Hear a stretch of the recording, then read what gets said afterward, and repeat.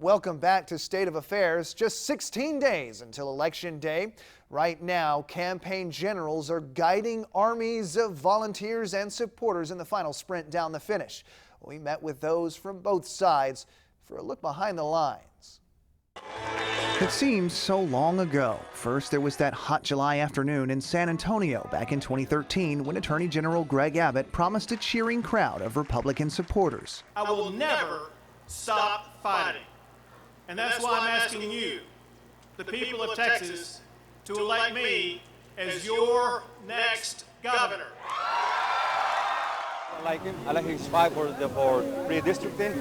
I like his fight about against the Obamacare. Well, I like his conservative values as well. Then there was that October when Democrats packed the gymnasium of State Senator Wendy Davis' old high school near Fort Worth, anxious to hear her say those magic words. I am proud to announce my candidacy to be the 48th governor of this great state. She fights for education. I just relate to her, single woman, working hard, educated. Since then, we've heard their stories of struggle and triumph, heard them stump on the campaign trail, seen them debate, and asked tough questions. It's been more than a year, and now that the end is in sight, much rests on those who've been steadily working behind the scenes. For Democrats, that includes Battleground Texas, formed last year by veterans of President Barack Obama's campaign with the goal of turning Texas blue. There is a lot of excitement right now for Wendy Davis. We caught up with Executive Director Jen Brown with just weeks to go. The amount of excitement that we have right now, the amount of people who are coming to events every night who are telling their personal stories about why they're volunteering for Wendy,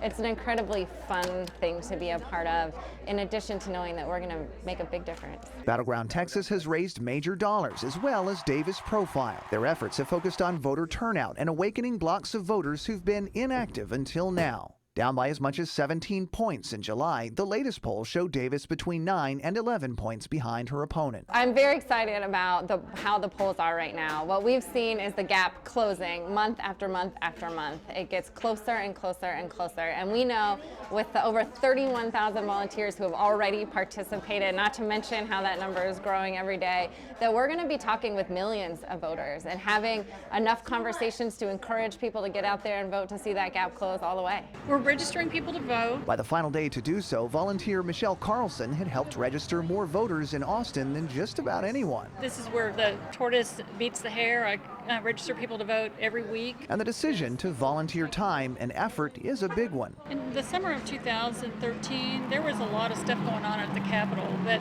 I came away from that event feeling like the way I could make the most difference to my culture was through voter registration. Now both sides are working overtime to make sure those voters get to the polls. I'm calling on behalf of Greg Abbott's campaign for governor. In San Antonio, we met Bexar County Republican Party Chair Robert Stovall. It's anxiety at its best because we want the best results to turn out. What we've been working for the last year and a half and 18 months is what we want now to see the results. This is one team against another team. For Republicans, the cycle began with an epic primary showdown between the party's biggest powers. Since then, GOP volunteers have worked to unify their front. Like their opponents, the work has included efforts to improve their numbers among Hispanic voters, and Bexar County could provide a unique test. Bexar County is 63% Hispanic. We have been electing Republican candidates since 1984. The misnomer that Hispanics don't vote for Republicans are just false. I mean, half of my family, I'm from Mexico, and my family is Hispanic background, and we are pro-business, we're pro-jobs, we're pro-family. It's who we are, and we feel like we've got that with our Hispanic and Mexican culture that exists here in Bexar County in South Texas. One of the county's busiest volunteers has been Bexar County Republican Women President Chris Coons. There are so many things happening right now. We're in conflict in the Middle East. Health care is an issue. Women's issues are an issue. Our children's education.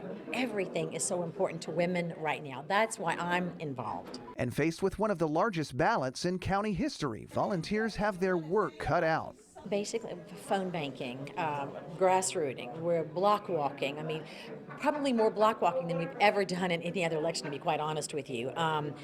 Anything you can imagine, we're doing. The energy of this election season seems higher than ever, and campaigns are pushing harder than ever. After Republicans being in power for so long, Texans are ready for a change. They're ready for candidates who are going to fight for them instead of just some of their insider donors. There's no doubt it's added pressure, but it's added pressure on the Republican voters that now they see that someone from outside the state wants to turn us to someone that we are not. With early voting beginning October 20th, it's a mad dash to the finish, and everyone is laser focused on the keys to victory. The key to victory is that independent voter. We want that independent voter to see who we are and who our candidates are wholly and openly. I mean, we've got the best qualified candidates, and I think that's what people want. We feel very, very good right now, so we're hoping that the Republican Party can come through and keep Texas red. When someone is having that conversation with their neighbor about why they're voting for Wendy and why they're voting for Leticia and what it means for them and their community and their neighborhood, that's the most impactful conversation that can happen that can change the outcome of an election. Hopeful, very hopeful. One of my goals is to have the most high percentage in Travis County of all counties in the state of Texas so that we can be well represented. And very soon, Texans around the state will make their decision.